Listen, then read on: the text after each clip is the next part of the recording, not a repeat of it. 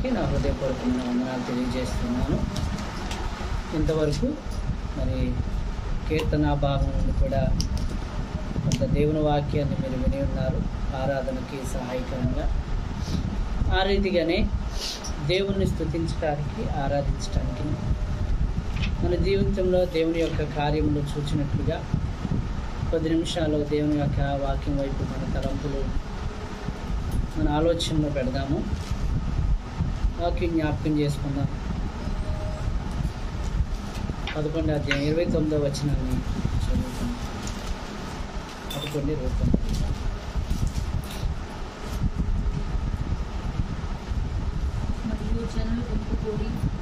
మరియు జనులు గుంపు కూడి ఆయన ఇలాగూ చెప్పసాగారు,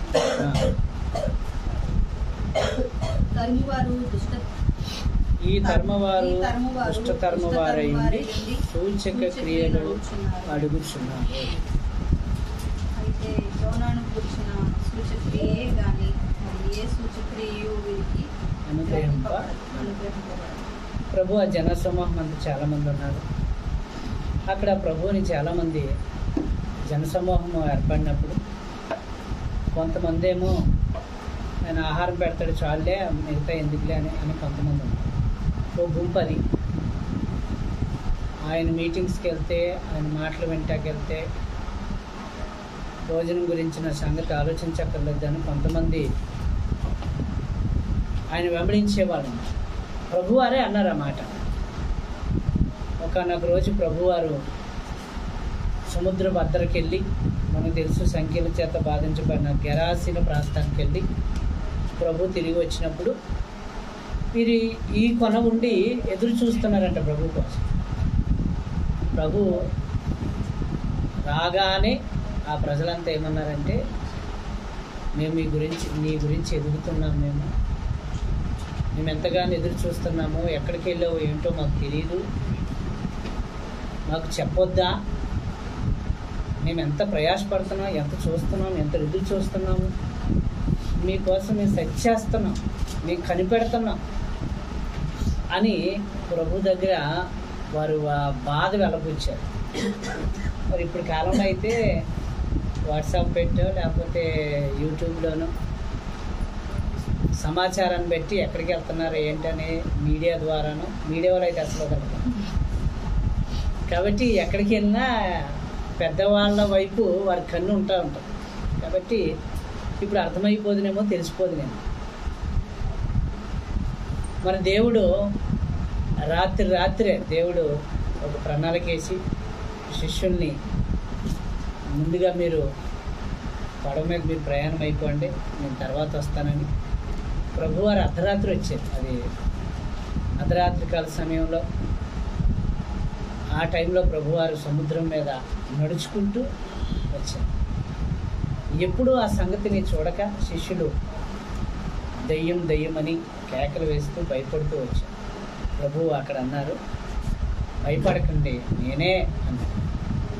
భయపడకండి నేనే అంటే దాంట్లో కొంచెం హుషారు కాబట్టి పేతురు గారు, నీవే అయితే నన్ను నీటి మీద నడవటానికి అనుమతి ఇయ్యి అన్నాడు. మరి ఎందుకు అడిగాడు? అయితే ప్రభువారు పేతురు నడిచిన తర్వాత భూమి మీద మరొకరు ఎవరు నడవనే. దేవుడు వండర్స్ చేస్తాడు.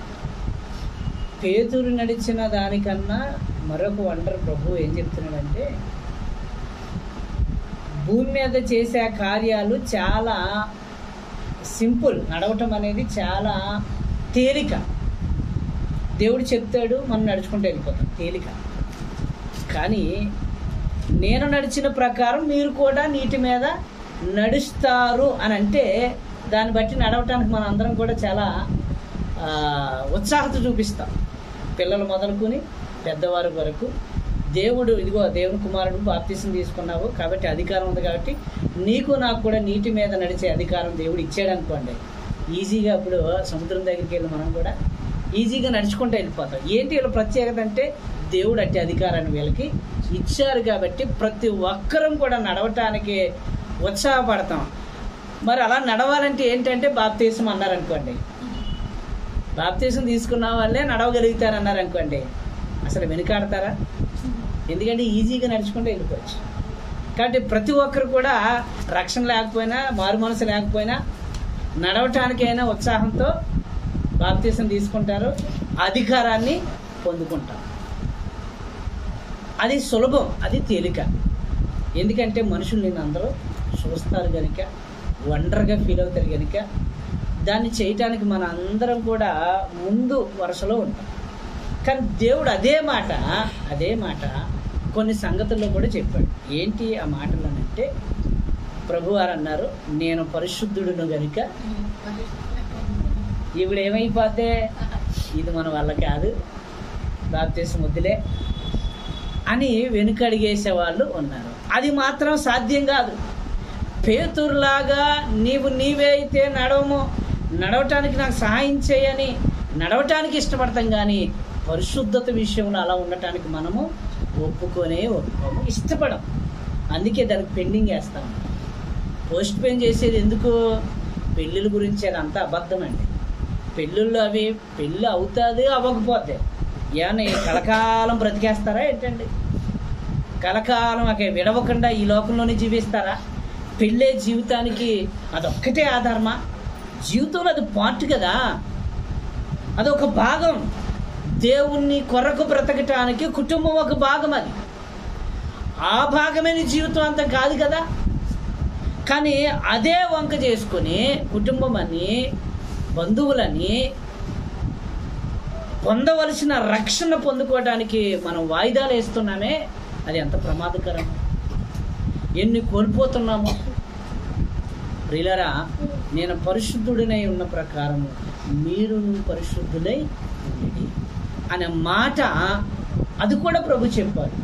అలాగో నాలాగా మీరు కూడా ఉండండి. ఆయన అన్నాడు, నేను కనికరమ గల దేవుడిని కనుక మీరును ఏం కలిగి ఉండాలి? కనికరం కలిగి ఉండాలి. ఇవి కష్టమైనవండి. నేను క్షమించిన ప్రకారం అబ్బోయి మరీ కష్టం.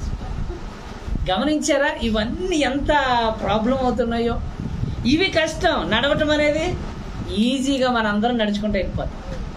అది వండర్గా ఫీల్ అవుతాం, అది ప్రత్యేకమైన వరంగా ఫీల్ అవుతాం. మరి ఇవి కూడా వరాలే, కానీ అవి మాత్రం మనకి ఇష్టము ఉండవు. ఏమాత్రం అంగీకరించ అదే పెద్ద కష్టం. ఎదుటోని క్షమించాలంట. ఒక చెంప మీద కొడితే మనమైతే ఏం చేస్తాం సర్వసాధారణంగా? 2 చెంపలు పగలు కొట్టేయటమే. అవసరమైతే పేతురులా కత్తి తీసి వేసేయాలనే తీసేది చెవిపోయింది కదా. అలాంటి ఉడుకు స్వభావం మనలో ఉంటుంది. కానీ దేవుడు చెప్పిన ఎంత కష్టం చెప్పండి. ఎలా క్షమించగలం ప్రభు?